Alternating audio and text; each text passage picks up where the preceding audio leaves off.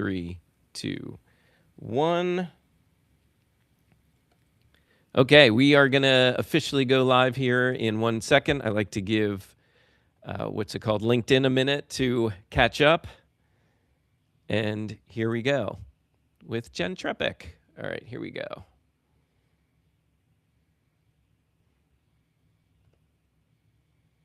Hold on a second, sorry. Now we got it.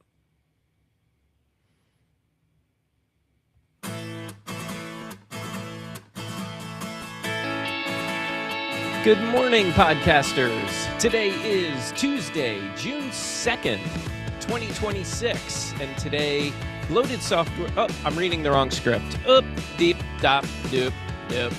Stop, pause. Let me do this. Reading the wrong script. Sorry, my bad. Time out, brother. This is what happens when you deal with tech in the morning. All right. Sorry, guys. Here we go.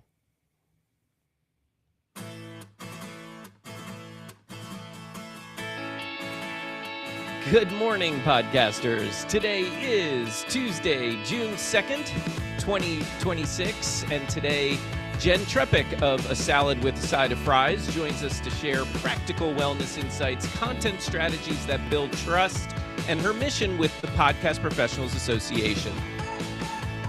So if you're listening live on Clubhouse, hit the share button, top right-hand side of the screen, and share it however Clubhouse lets you. And if you're catching us via podcast, YouTube, LinkedIn, etc., please share this with a fellow podcaster. And now give us about 30 seconds, and we'll get things rolling. Thanks for being here.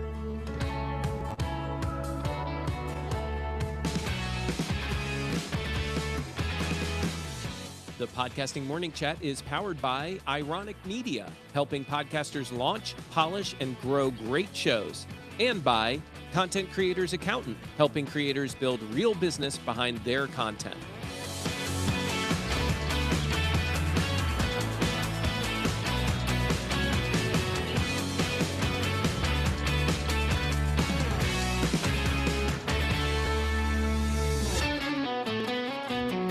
Good morning again, Podcasting Morning Show. Thank you so much for being here. I am your host, Mark Ronick, and currently on stage with me, we have Ralph Estep, DRFA, Sid Meadows. We have BC Babbles. We also have Junaid and Tide Tutoring here as well. And of course, our guest, Jenn Trepeck. Good morning to you, Jenn. We'll get to you in just a moment.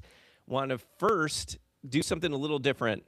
You know, usually as we start, I have some kind of announcement, some kind of thing for you. And today's a little different. I just want to give you a heads up in case I forget, because I tend to do that with somewhat personal announcements. So I've been sharing with you guys about my stepson and his content creator journey and how I know I've shared with you before. He is going to be on a game show, and appropriately so for today, because the game show is all about food. It's a cooking show. It's called 100 Cooks. He's going to be on 100 Cooks on the Food Network, June 7th, 9 p.m. It's a new show. It's premiering. They say it's the biggest cooking competition ever on television, and I guess technically that's true with 100 contestants. And yeah, he's a contestant. So check it out. You can learn more about him at Matthew B. Cooks. But the show is called 100 Cooks, June 7th, 9 p.m. Eastern. Go check out Matthew. I think it'll be fun to watch. Who wanted to share? Somebody came off mic. No, I had already checked out the grid of the Food Network, and I already said I was going to record all of those episodes. Oh, before you knew that Matthew was on it? Pardon me? Yeah, even I had no idea. Cool. Very cool. Yeah, so check that out. Let's, if you can, let's show him some love. And yeah, he's really excited. I'm sad that I won't be able to watch with him, even though I'm in town, but I'm going to be out of town by then volunteering at that summer camp where I volunteer for kids with that disability called CMT. So that'll be all next week, but the show will go on next week. We'll share more later about what we're going to do next week here on the Podcasting Morning Show. But today, we're joined by Jenn Trepeck, host of A Salad with a Side of Fries. And Jenn brings together wellness, nutrition education, business, and podcasting in a way that feels practical, feels human, and real life. And today we want to talk with her first as a creator. We'll get into her journey, how she built trust around a topic that can feel pretty personal for people, and what she's learned from creating content around health. And then we'll wrap up by talking with her about her work, her creation, her and some others creating the Podcast Professionals Association, which I am a part of too. I know Ralph is, BC is, and I think several others from this community are as well. So with that, Jen, good morning to you. Good morning. I'm excited to be here. Yeah, great to have you here. And before we get into the nutrition stuff, I want people to learn more about you as a person and a creator. So you've talked before, I know, about your journey with food and weight management, and I think that that's a really important place to start because the work clearly comes from lived experience. So I guess my first question to you is, what was happening in your life that eventually led you to want to help others with health and nutrition? Yeah. So it's funny. I started health coaching on the side of my full-time job it was like late 2007. And that came after, like you said, Mark, sort of this lifetime of figuring out my health, my weight, and all of those pieces. Now, I joke that I grew up the skinny one in a family of dieters. But all that really meant is that I was surrounded by these conversations. What should I eat? What should I not eat? Every fad diet was in my house growing up, especially in the 80s and 90s. I mean, it was low fat, no fat, SnackWell's, Nutrisystem, Weight Watch. I mean, everything was there. Mm-hmm. So I started to gain weight when I stopped dancing between high school and college, and life changed, our normal activities. So many people have that college experience, and I think mine was just more dramatic. And I tried, because I was so uncomfortable, but I was like, I know what to do because I watched my family do this. And I tried every diet under the sun, gained and lost, lived on that roller coaster. And there were times where I was like, at some point, it is not possible to eat any less or move any more. Like those things, if that's the recommendation that we had always heard, right? Mm-hmm. Eat less, move more. At some point, both of those extremes cap out. There has to be more to this. And ultimately, I stopped listening to the people who were talking about diets and plans and started listening to the people who were talking about human biology and how the body works. And that completely changed everything. So I feel like what I learned is the nutrition education we're all supposed to know and no one ever taught us. And that's when I was like, everybody deserves this information. And how is this not what we were ever taught? And then, because I'm an insatiable student, I was like, well, where did those things come from that we did learn? Where did all of this come to be? And so it became a passion and a mission to help people help themselves with information, because I felt like that's what I was missing. So I started working with clients on the side. I'm very much self-taught. I went to every lecture and workshop and course that I could get my hands on. I go to continuing medical education courses, but I'm not a doctor, so they don't give me any credits, Right. And so like I said, I started health coaching on the side back in late 2007. And I built this practice on the side. I left my full-time job in 2019, and that's when I launched Salad with a Side of Fries, the podcast, because frankly, I'd gotten into listening to podcasts. And like so many of us, I was like, well, I could do that, right? Yeah. And so, now here we are. It's 7 years later, and it's taken on a life of its own to some degree. I think because in starting the show, I didn't have to learn the content. I had been having these conversations for 12 years at that point in a coaching capacity in a lifetime. Right. In everyday life. And then I just had to learn the medium. How did you come up with the name Salad with a Side of Fries? What's behind that name? And I love it. When I mentioned it yesterday when we were teasing that you're going to be here, several other people called that out too, that they loved the name. So how did that come about? So it really is my default order. And when I hired a coach to teach me how to podcast. And we were in one of our strategy sessions, and part of that conversation was what am I, the name of the show. And at one point I was going to, French fries and cookie dough, like foods that I will never give up, right? But that didn't really communicate what somebody was going to get when they clicked play. So we were like, okay, we'll keep thinking about it. And leaving the meeting, he was like, okay, where are you going? I was like, I'm going to go get something to eat. He's like, what are you going to have? And I was like, probably salad with a side of fries. And he was like, hello? And I was like, yeah. And now, like you experienced yesterday, it's almost become like this beacon where people who get it are in, and people who don't, I'm like, that's all right. Don't worry about it. We may not be friends. The show may not be for you. That's okay. I love that. Go ahead, Ralph. Yeah, and Jen, I understand. I've been on a journey myself, so I totally get where you're coming from. I wanted to bring up something. You got an interesting mix of business background. You mentioned coaching experience, podcasting, which gives your work a different kind of foundation. But what was the first moment where you felt like this wellness work could become something bigger than just a side project? It's a great question. So I went to business school, and my full-time job was in, I've done a lot of things. I was a photo shoot producer, and then I worked in hedge funds. And so the business side of it just allowed me to structure my health coaching practice such that I don't need people to need me. My objective in working with a client is for them to be able to go live the rest of their life. So I've structured my practice such that I work with people for about 12 weeks, and then they're on and living and, not obsessing over this stuff or thinking about it 24/7 anymore. And so the business piece of it helps on that side and helps when I go to say, okay, now I'm adding this piece of the podcast, and how does the podcast fit into this ecosystem?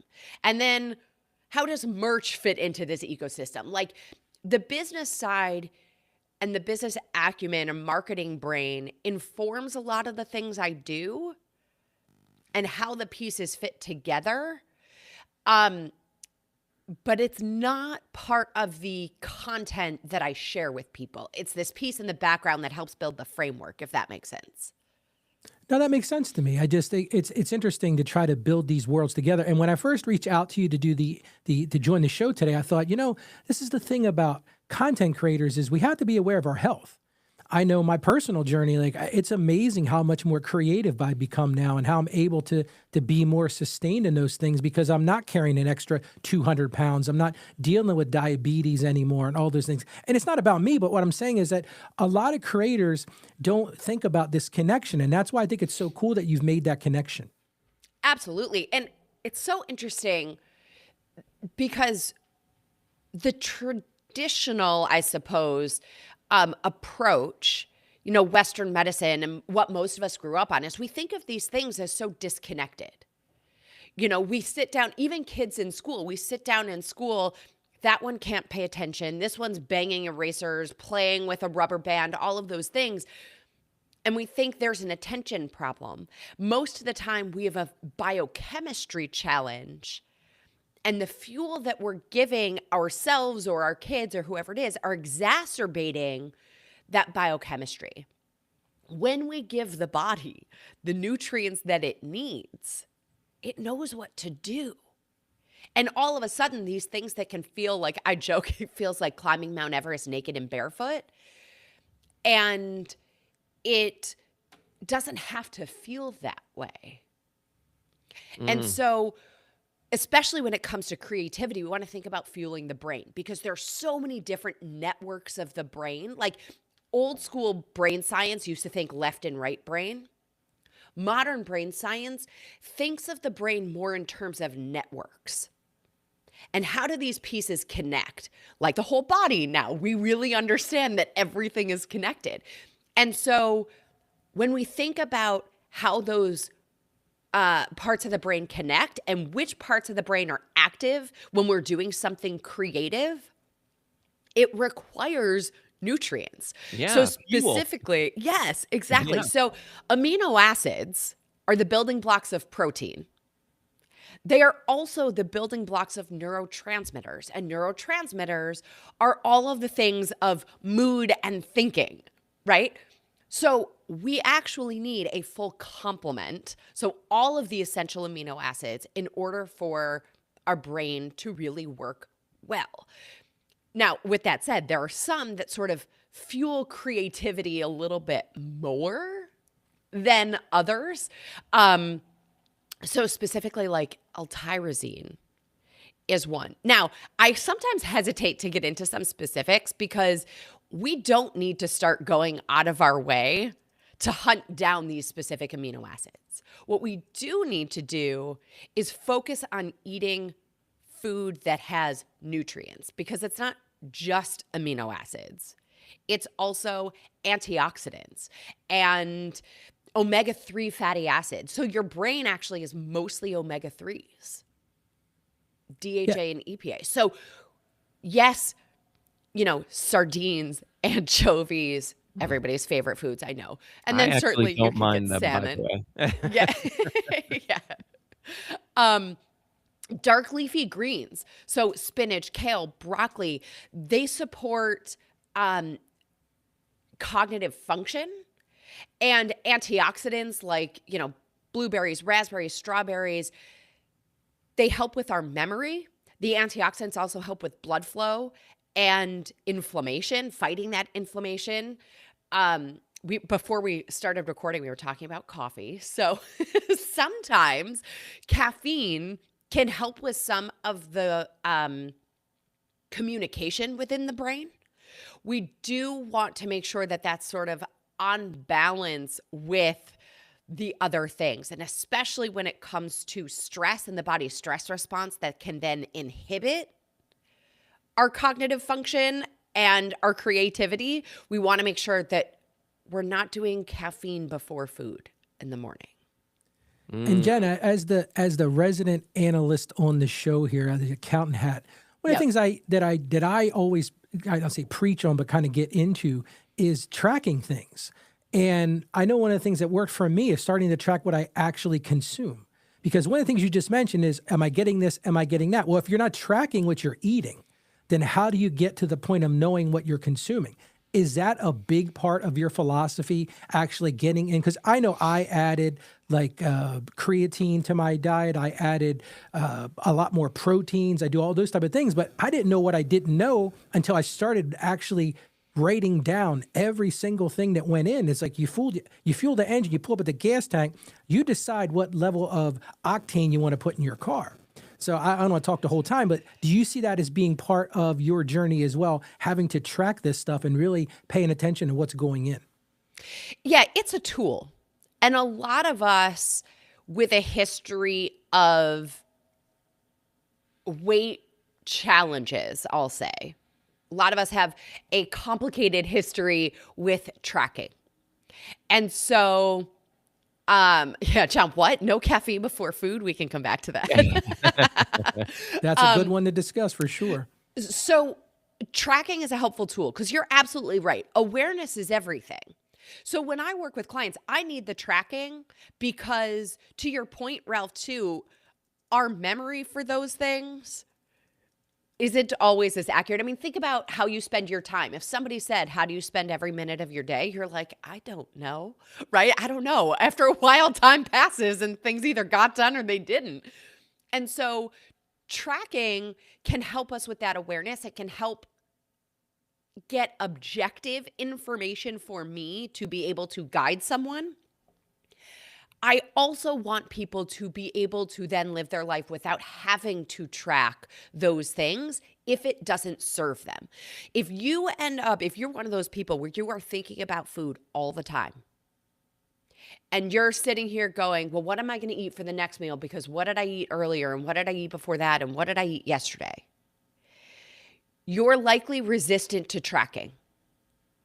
And what I want you to know is that you are the prime candidate for getting it on paper. Because once it's on paper, it can be out of your head. And when we talk about creativity, freeing up that mental capacity is one of the biggest aha things that I see with people, and what they're able to do and contribute to this world when so much of their mental capacity is not taken up by, well, what did I eat an hour ago? What did I eat yesterday? What am I allowed to eat? What am I going to eat next? When's my next meal? And all of those things. So if we can get it onto paper and out of our heads, I think you'll be surprised how much easier it is, even though our tendency is to resist that. DR, go ahead. Sorry. Can you talk about the trend right now is high protein, putting protein powder in Cool Whip, putting protein powder in your coffee, putting protein Really? powder in your In Cool pudding. Whip? Everything. I mean, in everything. Yeah. Yeah. And they say, I heard something about make sure you have protein in your body within 30 minutes of the time that you wake up or something like that. Can you speak on that? Yes. Oh, okay. Over time, the protein guidelines from our government dietary guidelines are really insufficient. And in the capacity of the old guidelines of eat less, move more, often what suffers is the protein. And so there's sort of like everything, and we see it all the time in everything that we all do, there's an overcorrection always, right? So with an understanding of what protein does in the body, so protein is our neurotransmitters, protein is our muscle, protein is building blocks of almost all tissue.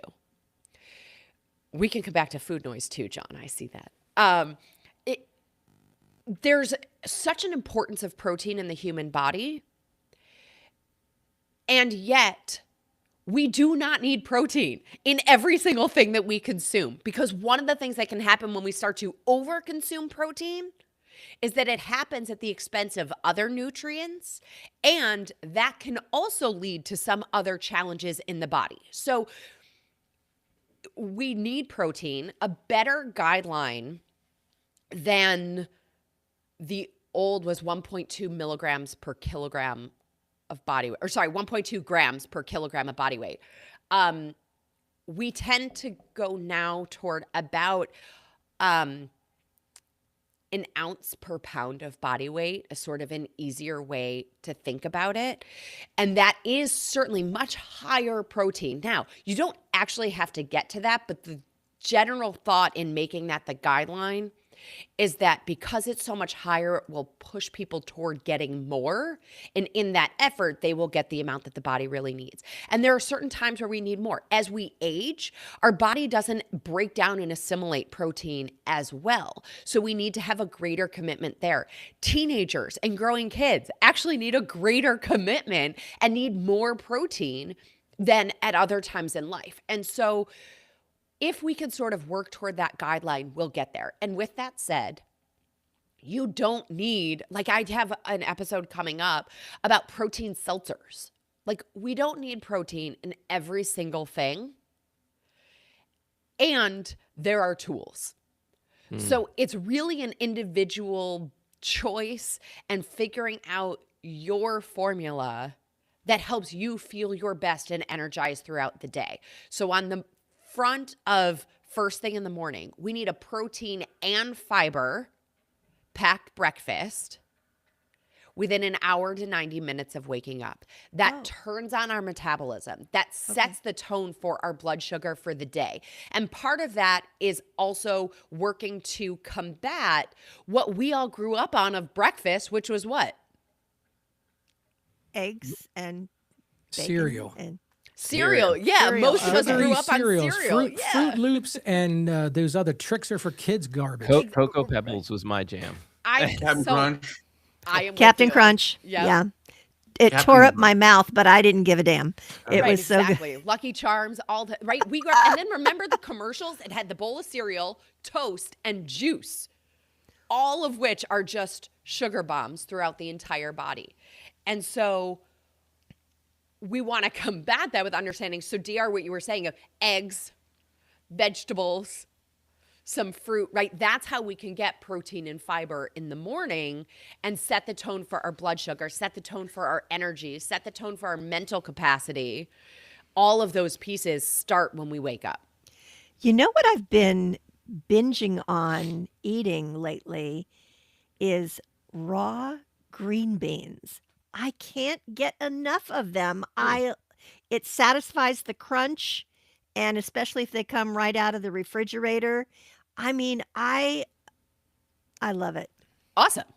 Love it. Let's see. I want to go to BC. BC, because I feel like you're going to bring us back to the coffee caffeine discussion.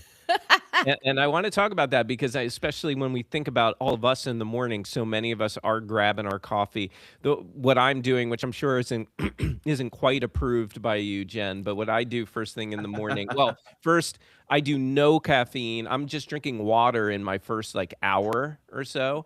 And then I'll start my morning with a cup of coffee and I put collagen powder in there to get that protein. I get 20 grams of protein to kick things off. And then I have my breakfast after we do the show here. But BC, what was your question around all this? So I was curious because I'm a big TikTok shopper, as it happens, and I have fallen into the whirlpool of the protein loaded coffees and teas. Where it's and I pulled it up too. I know I've got one downstairs, but I'm not going to go downstairs and get it. But I pulled up the features. It's 10 grams of protein per 16-ounce serving with 180 milligrams of caffeine. So, your thoughts on things like that become these trendy, almost kind of fad things again that you mentioned earlier when it comes to new age platforms and new age packaging, and what are your thoughts on what to be careful with if and when we decide to explore those new options that are being provided to us? Yeah, great question. I think they're hacks. Let's just call them what they are, right? They're hacks. And some of them can be super helpful. On the whole, how much of our day, how much of our nutrition, how much of our sustenance is coming from hacks versus whole food that doesn't have a label that you have to read? Mm-hmm. So I'll sometimes put a specific kind of fiber powder in coffee. I'll sometimes put collagen powder in something. Is it the staple of my everyday? No. So can it be helpful? Sure. Do we want to make sure that that's not our reliance for everything that we need? Yes. Gotcha. Combining the protein with the coffee can be helpful for people. At the same time, our body does better when it does what it's supposed to do. And the digestive tract's job is to break a lot of that stuff down. So it doesn't necessarily hit our system the same. Now that can have pros and cons, right? Sometimes post-workout, I love branched chain amino acids and some a protein powder with creatine and whey and those branched chain amino acids because they're easier for the body to absorb. And in that moment, that's what I'm looking for. But over the course of the day, if I'm looking for sustained energy and for that fuel to last me a while, the way it's going to last me a while is that it takes time for my system to break it down and assimilate it. So yes, and I think everybody's least favorite answer, it depends, right? Yeah. I mean, that's our tagline here at the Right, Podcast exactly. Morning Show. Yes. Ralph, go ahead. Yeah, Jen, I want to go back to podcasting a little bit because, of course, this audience is podcasters. And Tide, a.k.a. Nikki, asked a question in the chat over on Clubhouse. And I think this really leads us back to where we need to go. And she said, how do you separate yourself from influencers who give generic advice and a true expert? And I thought, as a podcaster who is also an expert in finance, you probably feel that same thing. There's a whole bunch of folks out there that are promoting a bunch of, I'll call it nonsense, pie in the sky things. How do you differentiate yourself in the podcasting world as a true expert? Yeah. I think, first of all, thank you for this question, because this is one of the things that like makes my blood boil all the time. I actually did a different kind of episode last week, different for me, where I sort of got on my soapbox about this a little bit, because it's so frustrating. Because the other side is, what really pushed my buttons was that there are some really influential voices in podcasting who are making an effort to call out the influencers and what they're calling grifters in the space. And yet they did it with a very opposite, one-sided kind of conversation. And that frustrated me more than anything. But I think part of that is the difference between podcasting as a long-form medium versus social media that is short form. And fundamentally, I also have a chapter on this in my book called My Top 5 Tips for Digesting Nutrition News. And I think this applies to social media too, when we're seeing these reels or promotions.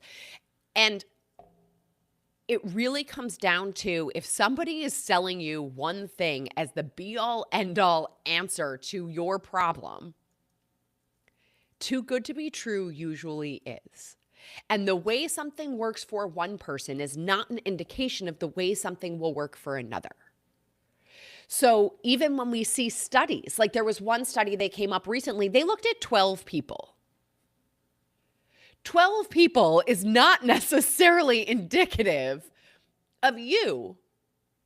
And so why we look at, in research, why we look at large sample sizes is to see, can this apply across the board? Can we get enough people so that individual variation is less of an impact on the results? So being able to have the podcast of long form content where I can speak to nuance, and I do, even in my shorter episodes, half the time I'm going, and you get to decide for yourself. Experiment for you. And as long as we understand that what we're doing with ourselves is a little bit of an experiment, and then to Ralph's point, if we can track it and identify which of those are supporting us, which of those are helping us get to how we want to feel every day and the health outcomes that we're looking for, then we can figure out our personal formula. And you could certainly shorten that learning curve by working with a coach who can help guide some of those experiments or identify some of those pieces where, like, okay, let's skip that one and work with this one and play around in that way. But, you know, all throughout my book, I call it playing with. We're experimenting, we're playing, we're seeing how we feel when. And being able to speak to that and own that, I think, is part of what differentiates me from a lot of the other people who are saying that everything is the be-all, end-all answer. And with that said, there are certain things that are fundamentally human biology. Like the human genome is 99.9% the same. So there are some pieces that are fundamentally human. And once we get those in place, then those hacks can be that 0.1%. The things that we differentiate can be, you know, some of those tweaks in there. But I think fundamentally with expertise, it's, are we discussing the nuance? Are we coming at it from, I know everything? Are we coming at it with a little bit of humility and, like we started talking about, lived experience? I think that's another really big piece, is that I'm not talking to people from a pedestal of, this is a you problem. I come at it like, this is a we, all of us situation. And I think that resonates with people too. And I think part of that too, Jen, and correct me if I'm wrong here, a lot of people are out there just looking for clicks. And you could say a lot of things that bring clicks, but sometimes the things you're going to talk about are hard. Sometimes the things you talk about are fundamental and foundational, and a lot of people don't want to hear that. A lot of people don't want to hear, hey, you need to exercise more. You need to eat less. You need to make better choices. And it's got to be tough for you battling against these clowns out there making 30-second TikTok videos about something that's sensational. Everybody's going to jump on the bandwagon. And here you're doing a program about reality and lived experience. Has that been a struggle as well?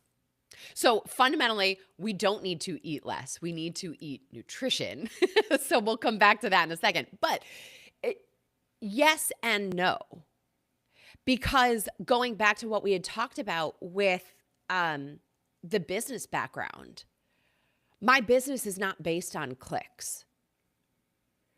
So I'm okay not doing the clickbait headline because that's not how I've structured my practice. That's not the end goal that I'm after. So as we consume that, it's a great question for us to ask ourselves, so the person that we're listening to, what's their end goal? Is their entire practice based on these clicks? You know, and those headlines that are so baity, you know, they're getting our attention for a reason. And then we have to apply that critical thinking. And that's the challenging part, is that especially in this space, we want somebody else to do a lot of that critical thinking. And so it can be a lot. And if those things are really distracting, if those things, going back to John, who was talking about food noise, if the stuff that you're consuming on the internet is contributing to that food noise and that constant conversation, you can reset your algorithm. Every single app has instructions for how to completely reset your algorithm. You do not have to consume the stuff that starts to get in your head and drive you crazy and make you feel like, everything you're doing is wrong, because that's not helpful either. I want to bring this directly to our audience for a second, because, well, a lot of podcasters and creators, we spend, hours sitting, editing, recording, writing, planning, promoting, all the things, often working under a lot of stress, right? So since your work is about making health fit real life, how would you help someone in that kind of lifestyle start making healthier choices without overcomplicating things? Absolutely. So it goes back to what we started. Protein and fiber. Protein is clean, lean protein. Eat what you like, don't eat what you don't like, right? Fiber is vegetables and sometimes fruit. Start your day with that combination. And every time we eat, we need that combination. And then a couple times a day, we're also going to add some quality fat. That kind of fuel allows us to have sustained energy and mental focus.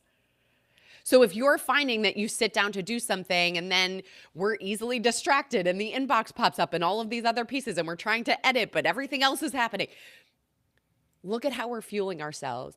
Are we setting ourselves up to have focus? Movement is also tremendous. So if you're feeling like, you're sitting here and your eyes are closing, you can't keep your eyes open, pause. BC. Right. So this might not work while we're recording, but my favorite 90-second to 2-minute trick, we call it 30-30-30. You're going to do 3 different exercises, 30 repetitions of each.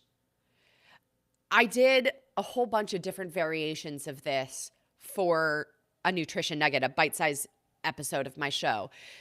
They all took less than 2 minutes. You don't get sweaty. You don't have to change your clothes, right? You could do 30 squats, 30 arm circles, 30 crunches. You could do 30 jumping jacks, 30 push-ups. You could do any combination of 3 things, 30 of each. It gets the blood moving. Mm-hmm. That blood flow, especially to your brain, and getting yourself breathing oxygen to the brain, you will be shocked at how much energy you have. When I start a speaking engagement, oftentimes one of the first thing I'll do is have people stand up and sit down 3 times. You know what that is? 3 squats. Right? All of a sudden, their brain is turned back on. They are able to focus. Their breathing is happening again. So even if we're sitting there and you don't have time for 2-minute 30-30-30, stand up and sit down a couple times.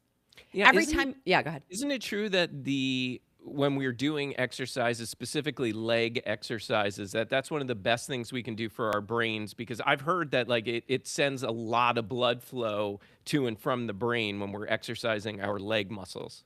Yeah, so your quads are your largest muscle group.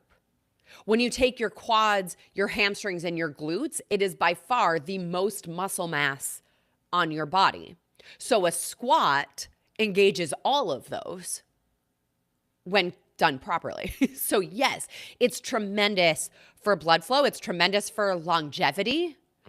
You know, by the way, you want to live by yourself into, ripe old age of however old, do squats. A squat is how you get up off the toilet. Yeah. So, longevity is muscle. Longevity is squats. So another one of my hacks, like every time you go to the bathroom, before you leave, hold on to the sink, do 10 squats. Stand up and sit down 10 times each time you go to the bathroom in the day. It's amazing what little things can do to help us. And by the way, I think we've all heard like sitting is the new smoking. Yeah. Right? Yeah. And it's because it's this thing that we do that we don't realize is slowly killing us. Like back in the day, well, the tobacco companies knew, but the rest of us, right, back in the day, everybody smoked. So the thing about it now is that sitting all day is not human. Well, it's also not human to sit all day and go berserk for an hour. What is human is small bits of movement all the time. So if you can set an alarm to go off every hour and do something for 3 to 5 minutes, those small spurts throughout the day add up and really fuel your body, making your life much more human biology focused than some of these wild, intense workouts that we feel like we don't have time for when we're on a deadline. Yeah, that makes a lot of sense. And before we continue, because I know Ralph has a question, I saw in the chat, Janaid had asked if you could repeat your book again. And then why don't you for just a quick minute, share anywhere else you'd like our audience to go find you? Well, thank you. My book is called Uncomplicating Wellness.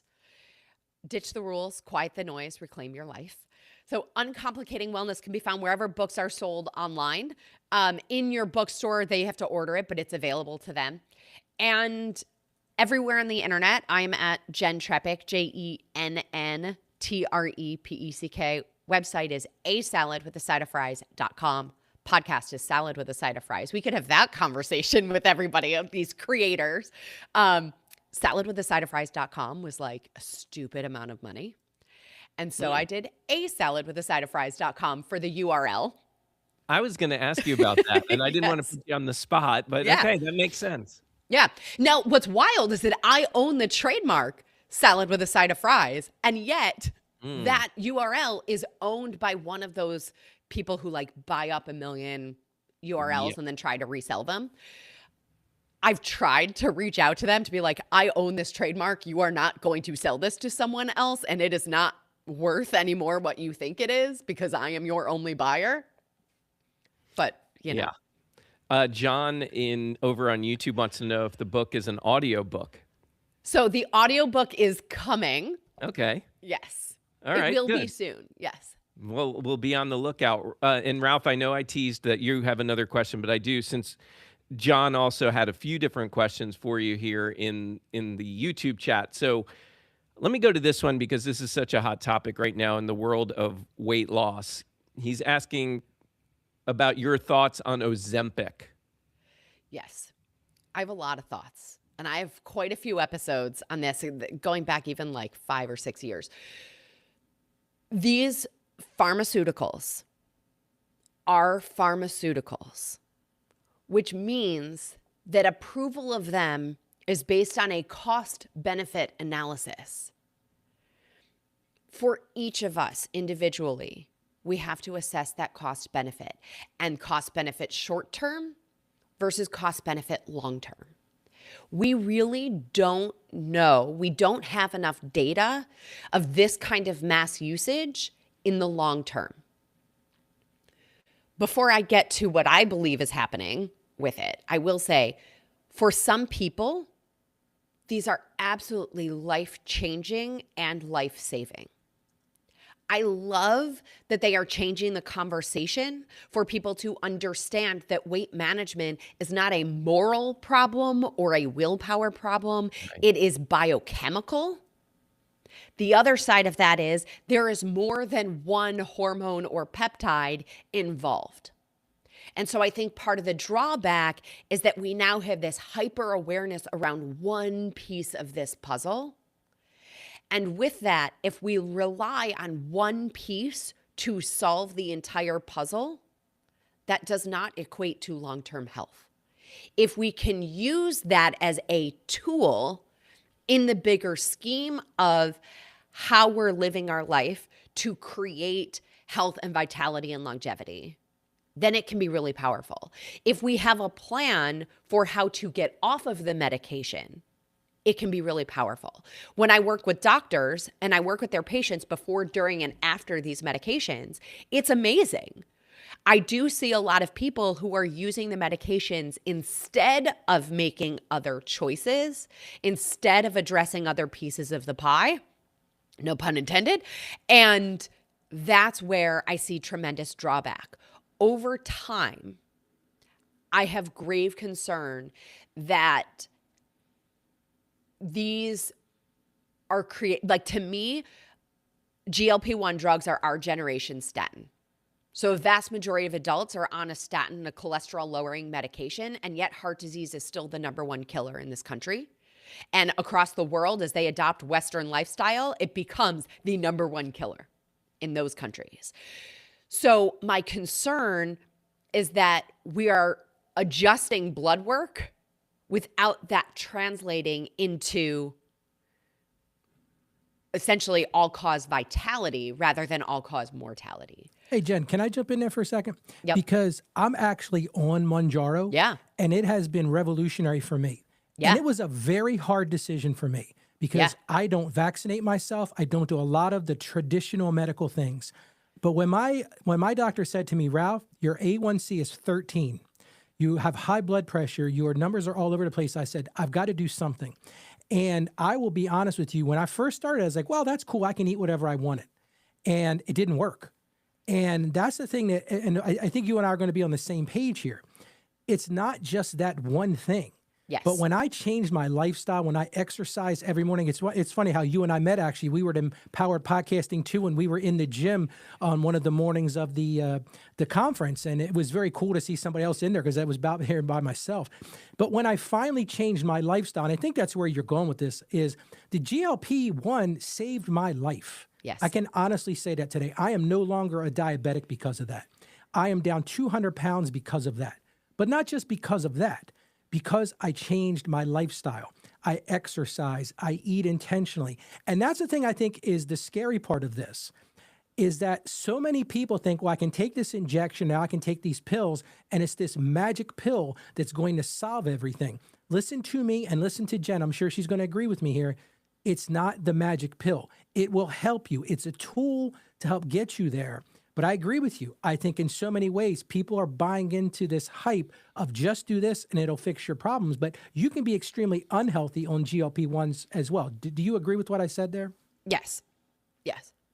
And that's what I'm saying as far as having a plan, letting it be a piece of the plan versus the entire plan. No, that's great. So let me ask you one more question, and then we're going to talk about PPA. But I want to go to this question one more. So many people feel stuck in this cycle of losing weight, gaining it back. I did it for 50 years, not 50 years, but 40 years. What's the first shift they need to make? Like, what's the one takeaway? They're listening to you today. What's the one thing they can do today to finally break this cycle that so many of us find ourselves stuck in? Protein, fiber, quality fat. So a little phrase that I give everybody, if you're a longtime listener of Salad with a Side of Fries, you know this one. Protein and fiber at every meal makes your moving fat no big deal. Protein and fiber at every meal makes your moving fat no big deal. Proper serving of protein is 4 to 6 ounces for a female body, 6 to 8 ounces for a male body at a meal For everybody, a snack is 2 to 3 ounces. So your whole hand is a meal. Your palm or a little less is a snack. Vegetables, fruit, that's our fiber. Over the course of a day, we want to aim for 8 to 12 handfuls of vegetables. Quality fat a couple times a day, half an avocado, small handful of walnuts or almonds, olive oil, those kinds of pieces. Start with those pieces fundamentally, and you are going to notice so much change. Can I ask a question about the protein again? Does it matter the source of the protein, as like protein powder, as opposed to getting it in scrambled eggs? Yes. Eggs and animal sources are what we call perfect proteins. They contain all of the essential amino acids. If we are looking at plant-based sources, we have to have a greater commitment to understanding the amino acid profiles. You get to choose. If that's not something you want to start to pay attention to, eat the animal protein. Whey is better for building muscle than other kinds of protein powders.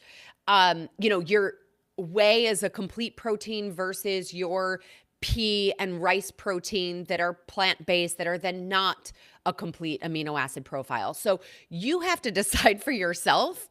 And if that's not something that you want to pay attention to, then great, stick with some of those animal sources and call it a day. The more we can choose foods that do not have a label that we need to read, like a protein powder, the better off we're going to be. Our body knows what to do with those things across the board. Thank you, Jen. And if you don't mind, I want to shift from Yeah. your expertise in health and wellness to something that you're helping build for the larger podcasting space. You're one of the co-founders of the Podcast Professionals Association, which serves podcast service professionals. That means the producers, the editors, the managers, the accountants, all the different areas that we are as professionals helping podcasters exist and grow.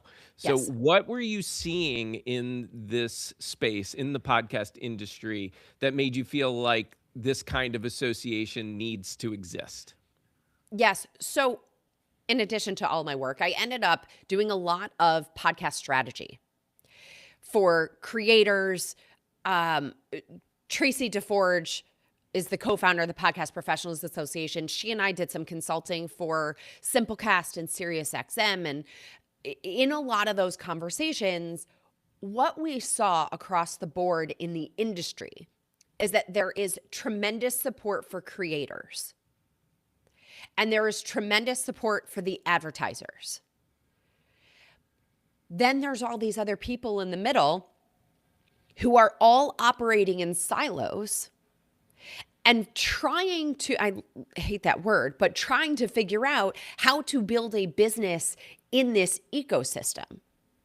And at the same time, if you're an audio engineer, if you're a social media manager and you want to go apply for a mortgage, you can't say that you work in the podcast industry. Like, it doesn't exist in those drop-down menus. So what we saw was sort of this bifurcation of support. And we said there needs to be something that helps all of the other people in the middle create sustainable businesses and stay at the forefront of this growing industry, because it is our fundamental belief that if we support the marketers, the booking agencies, the podcast production agencies, the engineers, and all of these people in the middle who help creators create content and better content, that also creates the platforms for the advertisers to be investing in. And so by supporting this middle piece of the ecosystem, we can elevate every piece of that ecosystem and help creators create better content that allows the advertisers and people to put more money into the space. So the Podcast Professionals Association was born as the industry's only nonprofit trade association that specifically supports the people who support podcasters. Okay, perfect. And DR, you had a follow-up question. Go ahead. Yeah. So I'm a podcast producer. Yeah. And if I join today, what benefits do I get from it? How does it help me? Great question. We have 2 virtual events every month.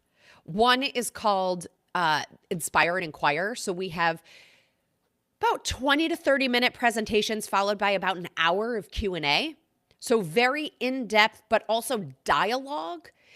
And those tend to keep us at the forefront of the industry. It's all of us learning and growing. Sometimes those speakers are from our membership. Sometimes those speakers are other experts.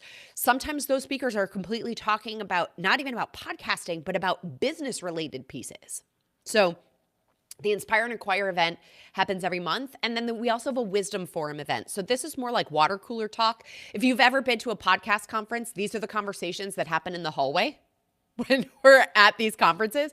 So we have them every month. There's no agenda. It's 75 minutes. People show up with what they have going on. So we have talked about firing clients. We have talked about pricing. We have talked about the last week, we talked a lot about some consumption data and how do we make sense of this consumption data. We even talked strategy about one person's client specifically. It's like a mastermind, once a month with whatever anybody has going on. And in addition to that, we have a lot of visibility opportunities. So we just led a webinar for creators sponsored by our partner Audience Lift. So that was highlighting our members as the experts for creators who they could then reach out to after the fact. We have a track at Empowered Podcasting Conference so that we can help highlight and elevate our members, put them in front of their potential clients. Members also have the chance to write a column for Pod News. So we have a monthly column in Pod News and lots of visibility opportunities at bigger industry conferences as well. And one of the biggest things we added in the last year is benefits. So primary and secondary health insurance, life insurance, disability insurance, all of these kinds of benefits that typically aren't available at group rates for solopreneurs. You can get group rates through the Podcast Professionals Association. So if you work for yourself, if all of your employees or anybody who works for you is also 1099, this can be a way to help offer benefits to those people. So we have a lot of stuff in the works and a lot more on the horizon. So for more information on that, you go to podcastprofessionalsassociation.com. Information for how to apply, the membership criteria, all of those kinds of things are there as well, because there is criteria. There is minimum criteria. So if you're just getting started, we love you. And it is about established longevity and I suppose, really having a thriving business in this space to qualify as a podcast professional. Very cool. And I saw John in the chat. He says he was surprised he hasn't heard about it yet. And it's only been a couple of years now, right? Yes. How long have we been doing this? So we opened up full membership in 2024. So it is very new. It has been complete organic growth. So yeah, we're not surprised that you haven't heard about it. And the answer on that, key word on that is yet. Right. So making waves. Well, he has now. And it's a great concept. Appreciate that it exists. I guess I was one of the first to be a part of that. I think we had our founder circle. Yes, we did that at a Podfest right before 2024, I guess, or maybe it was that year. But yeah, so lots of great people involved in that, and looking forward to seeing how this evolves over time as well. I think it's a great effort, and yeah, I'm proud to support it however I can. And Jenn, I'm also proud that you were a part of this show today. Thank you for all of your wisdom, all of your insight. I think that this was a nice change of pace for us, just as far as all the things that we talk about here. Health and wellness, we don't talk enough about. So thank you for bringing that today. Well, thank you. And more where that came from at Salad with a Side of Fries. That's right. Yes. And we will have all of the different ways you can connect with Jenn in the show notes. So check that out. And remember that tomorrow we're covering all things podcast news. So we'll share some of the big headlines around the world of podcasting and our thoughts and opinions on that as well. So come join us at podcastingmorningshow.com/join us. So until tomorrow, make it a great day, everybody. Take care.